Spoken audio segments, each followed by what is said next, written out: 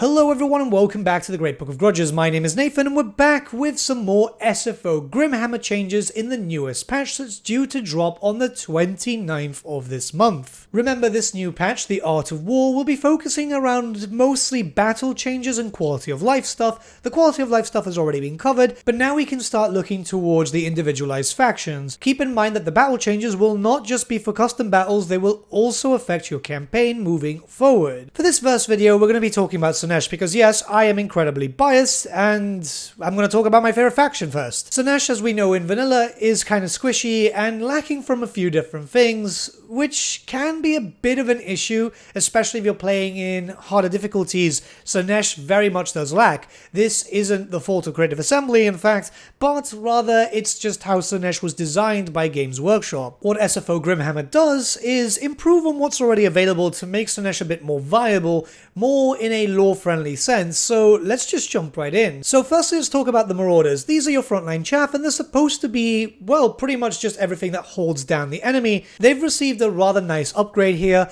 where their shield block has been changed from 35% to 45%. This makes their shields much more viable. You can see it here, that I'm fighting against some Jade Warriors, and they're able to hold their own. This makes the Marauders much more viable, even when it gets closer to mid to late game. I've seen much more use from them, and it's been more or less around 4 hours that I did a full campaign test. It feels much better. Marauders with Health Scourges have also been given a nice new effect known as Overwhelm, which reduces reload skill, base weapon damage, and armor-piercing weapon damage for enemies that they're in contact with. It's more the interpretation that the whip is causing the enemy to not hit so well, because, you know, this is a weapon that's extremely fast and it can parry you quickly. It's definitely a nice change and makes the Marauders much more viable. Through my speedrun testing, I realized that they were much more better, and they could hold down Chaos Warriors if they're upgraded enough. Keep in mind that they will still take heavy damage, and especially early on if they're not upgraded, if you haven't put any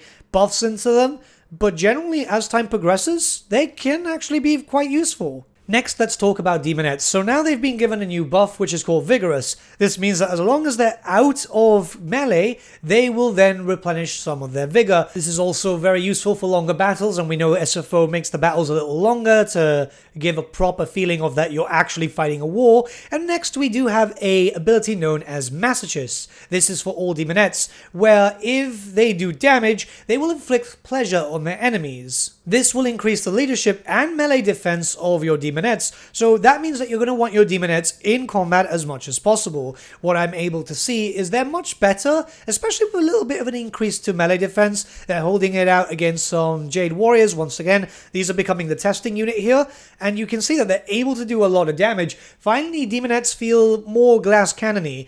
They can take a lot of heavy hits, but generally, Demonets versus Jade Warriors, Demonets win. Hellstriders, so the human riders, have been given some nice bonuses too to make them a lot more viable. So first they get access to Strider, then their shield block has been increased to 45% from 35%, acceleration has been increased by 50%, and the whip variant, so Health Scourges, also have the Overwhelm ability. This means that Hellstriders themselves are going to be used in your campaign a lot more, especially in mid to late game, meaning that you can have quite a healthy mix of both mortal and demon, whereas in vanilla you'll be replacing mortals as fast as possible as soon as you start getting access to other demons in tier 2 and tier 3. The standard Seekers of Slaanesh have been given the Master Ambusher ability. This makes them much more viable when it comes to flanking, as they'll have Vanguard deployment, they'll also have Stalk, they'll be able to move around really quick. They've also had a really nice speed increase, where now they have 110 speed. This will make them very good at getting around your enemy, and I've seen a lot more uses of them.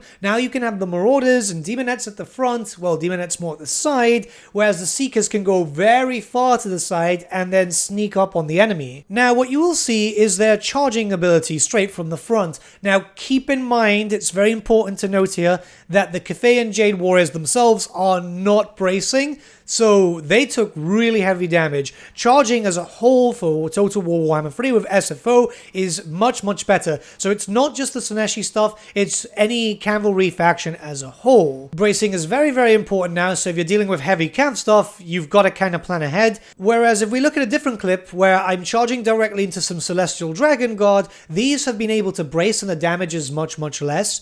Now, the Seekers themselves are still very good and I'm able to circle around and do a lot of damage. But generally, Cav is better. This bodes well for, say, factions like Bretonnia, which, let's be honest, Bretonnia did suffer a lot. There was not a lot of reason to bring Cav units. Slaanesh chariots have received a rather nice buff with the formal serrated Bladestorm ability. This deals damage to enemies on an area as you charge and lowers their melee attack. This has been added to all the chariots, but only for the units, not for the mount versions. And what you will have noticed is that the Slaanesh chariots have also been increased in terms of unit entities. This is actually a good thing, because Slaanesh has received a lot of buffs. Now, more entities means that they'll take a bit more damage, so it's definitely more balanced in an effort to not only improve upon Slaanesh, but allow for Slaanesh to take a bit more hits, because at the end of the day, you can't just buff everything up, or else everything will just be too strong. Chariots themselves feel great. You can see another charge here, once again to Celestial Dragon Guard. They do a decent amount of damage, especially even if they're braced, because these are chariots that are supposed to go straight through lines regarding. But they do a lot of damage. They're able to move around. I see a lot of use here. Chariots feel great now, and it's so good. It is honestly so good. Now, this is quite an important change. As you may know, SFO is changing sieges quite drastically, making walls and gates much harder to bring down if you're not using, say, for example, battering rams. But there is an ability known as Wall Breaker, which is very useful, especially to, say, for example, the Ogre Kingdoms. They need that because they don't have a lot of stuff that breaks down walls. Now, Slaanesh is not great for fighting on walls. You want to skirmish as much as possible. You don't want to really use, say, for example, a siege tower. So Wall Breaker has been added to the Soul Grind of Slaanesh, which is going to be incredibly useful in keeping the look and feel of your Slaanesh and playing it more lore-friendly without having to climb up walls and get stuck. Chaos Furies of Slaanesh have been granted anti-large to make them a bit more viable. There are a lot of big beasties around. Now you can use this to chase after a Bloodthirster or maybe even a Lord of Change. But don't think that you're going to be doing a lot of damage. These are still Chaos Furies after all. However, it's nice to have more options. This is an army that obviously focuses on speed and anti-large. You've got a lot of spears, so it's nice to have a flying anti-large variant just to fluff up the roster a little bit more. Chaos Spawn of Slaanesh have been dramatically changed, as you can see. They've had their number of entities changed down from 16 to 8.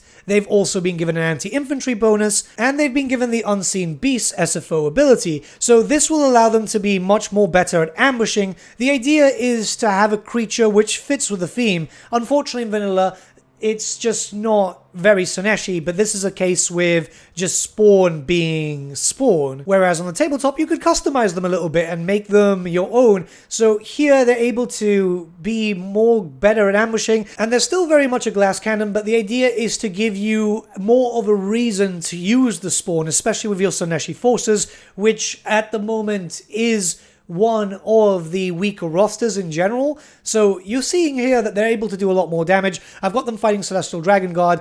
They are able to keep their own up, and they will start dying out quite quick later on in this video. They do suffer quite a bit, especially as they start getting targeted, but my use of Chaos Spawn has dramatically increased. I found them to be much more viable. They feel more like Chaos Spawn were back in the day of Warhammer 2, where they were just much better to use. Exalted Keepers of Secrets, Nakari, and generic Keepers of Secrets have had Perfect Vigor attribute added to them and some faster attacks. The idea is, well, these are supposed to be some of the biggest and best demons Slaanesh has, so they're a bit more viable now. With the shield block increased from 20% to 30% to make the shields a bit better, the idea is now you can use them a bit more. You could still do this in vanilla, you could still use Doomstacks, but the idea is just to have a bit more fun and make them a bit more stronger. The Allurus has a new ability known as Charmed, which affects enemies that they get in contact with. This reduces their melee attack damage. It's quite good, so that means that you can risk having your Allurus more into close combat. You can have them there doing damage rather than just circling around casting spells. I found this quite useful, especially early on when your Allurus is one of your main damage dealers. And now having your Allurus in the front line, being able to debuff your enemies so your troops will be a bit safer, it fits very well with the theme and it's become very, very useful. Spells overall for the lore of Slaanesh have received a few changes, mostly to focus around increasing their cooldown, so you won't be casting spells constantly. Now I know this doesn't sound too great, but it keeps things a little bit balanced, especially for Slaanesh, because you're doing a lot of damage melee-wise. Your spells should be more of a supporting role. I'm cycling through them quickly, but it's not going to change your playstyle much. At the end of the day, you're still doing heavy charges, you're still doing a lot of damage and armor piercing, so everything just stays more or less the same. An interesting change, however, is for Hysterical Frenzy. It's still a buff, but as you do damage, you can also debuff your enemies. This works out quite well because, you know, it's Hysterical Frenzy. It's not just your units, it's everyone going into a potential frenzy. This can be interesting if casted in good times, because your units are still able to rampage, but you can also force your enemies to go into a rampage and they can receive some pretty good debuffs too. It won't be as good as your buffs, but it definitely adds in a lot more flavor. There's also a really interesting change to Acquiescence. It will still do the usual melee defense debuff and speed debuff, but also remove immune to psychology from any units for a small period of time.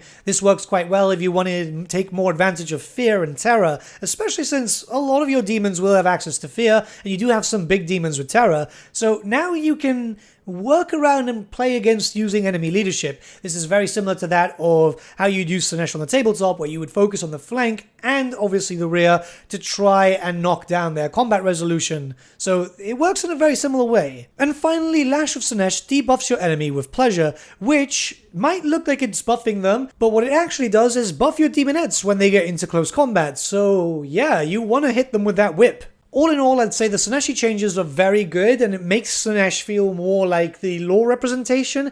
I've really enjoyed it, I must say. I've really liked playing around and hitting a lot more cavalry charges, using a lot more of the Marauders. That was something to kind of get used to at this point, because in vanilla, obviously you're working with mostly demons, because, well, you know, the Marauders don't end up being very useful near the end, rather than just a I need an army quick type of thing. It's definitely something very interesting, and I would suggest that Slaaneshi fans do give this a try. This, of course, is an SFO overhaul, so keep in mind that it's not supposed to completely replace vanilla, but just have a different experience to vanilla. But I definitely get a great Slaaneshi feel when it comes to all this, so hopefully Slaanesh fans like myself will be happy. Until then, let me know what you guys think about the changes. There are many other factions to cover, and videos will be coming out during these days, so let me know what you think in the comments below. This is very useful for Venris, who will be checking the comments every now and then to see if anything needs to be changed, what you guys' thoughts are. It's just very helpful in general.